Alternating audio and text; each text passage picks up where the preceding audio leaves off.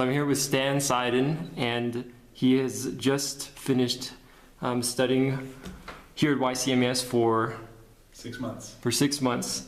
Stan, can you just tell us a little bit about what you study back in the States and bio? Sure.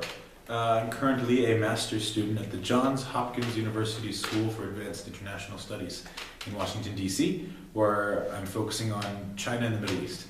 And as part of my program, we have to pass proficiency in a language. I'm working on Arabic, and so I decided to come to Yemen for 2 months to study Arabic and do some research here on Yemen's political transition.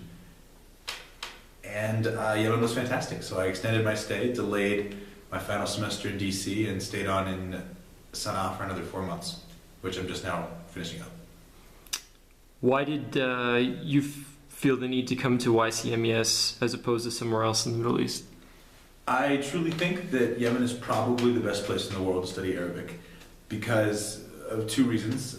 First of all, as you'll hear said by many, the Yemeni dialect is probably closer to Fusha, the modern standard Arabic, than just about any other Arabic dialect out there, especially more so than the Middle East and more so than, especially more so than North Africa and more so than the Levant. And it's really nice to be studying Arabic here because although there's still a difference between what the guys are saying out in the street, perhaps, it's much closer to what you're learning in class and therefore much easier to adjust to, and it's easier to sort of use that as part of your learning experience.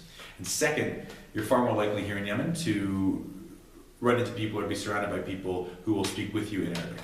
That is, I haven't traveled necessarily to the Levant, but I've been told that there's a lot more English and or French going on, and same with North Africa. There's sort of a lot of other linguistic influences that won't interfere with your studying, but will change the way that you experience the language. And here in Yemen, I can say that every single day I bump into people who start speaking with me in Arabic, and it's an incredible opportunity to practice.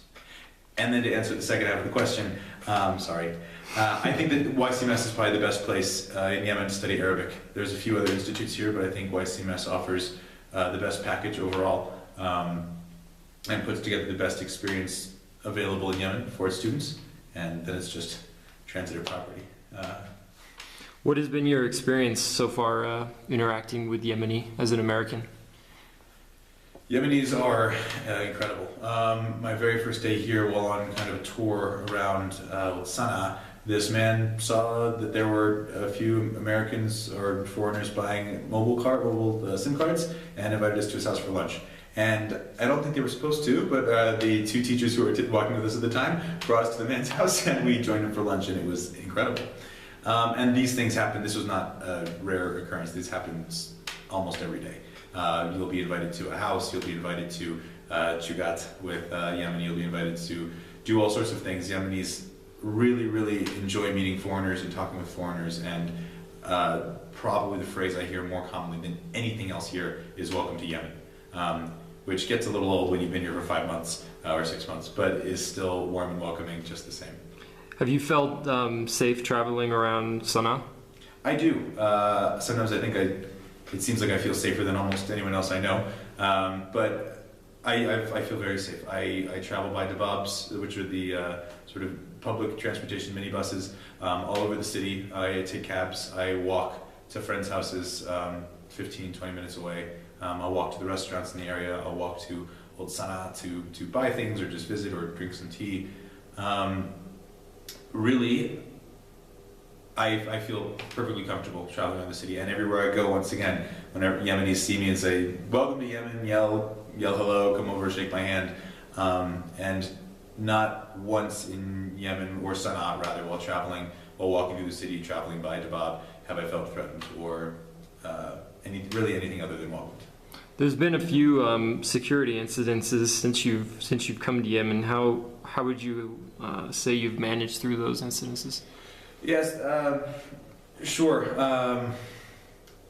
Honestly, I've just kept living my life.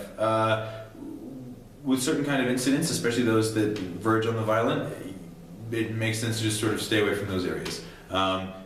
There have been, while I've been here in Sana'a, a few sort of political assassinations, but they tend to happen in parts of the city far, far away from where we are, and I stay away from those parts of the city. When recently in the news there was an attack on the Ministry of Defense. You don't go to the Ministry of Defense that day. But really, especially given where we are, the Yemen College of Middle Eastern Studies is located in Tahrir Square, right between the Prime Minister's office and the Parliament, the Council of Ministers, and I've never noticed any change in how safe I felt or how people were acting, regardless of what was going on in the rest of the city. Just briefly, so what are some other places that you've been, other than Sana, since your time here? I've been very fortunate to do some travel both in the country and out of the country. To focus on the former, the school organized some great trips for all the students. We visited cities outside of Sana'a like Filla and Kokobam and Shibam, and sort of the mountainous area of Manaha, which is you'd kind of call it a village or a region where Sabri, our director, is from. And then with a few friends, I did a trip to Aden during Ramadan, the sort of southern port city.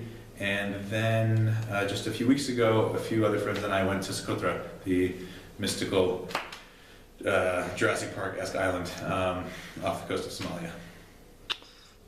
Overall, would you say that YCMES has met your expectations? It's kind of gone beyond your expectations, it's gone below? That's the only reason it's hard to answer is because I had no idea what to expect when I was coming to Yemen. I was looking for an opportunity to improve my Arabic, and I received that 100%. I've been pretty much constantly very satisfied and very happy with the way my Arabic has progressed over this period. A few things were just different from what I expected, having studied abroad in other places, but that's really just a difference of, different countries do things differently. And I found that even those things that put me off at first, that I sort of wasn't so sure about, you quickly become accustomed to and then feel an affection for. And then a lot of those sort of idiosyncrasies, whatever it may be, I'm trying to think of just a single example. Everything closing down at noon on Friday because it's prayer time. And if you have to go to the store at that time, well, you better wait because you're going to have a hard time finding anything to buy. Or dawn call to prayer. At first it's sort of like, why are not just one man, why are 30 men across the city yelling at me at 4:30 in the morning? But you get used to these things, and it's part of what makes Yemen Yemen. Well, thanks very much, Stan, and we wish you the best of luck in your studies. Thank you very much.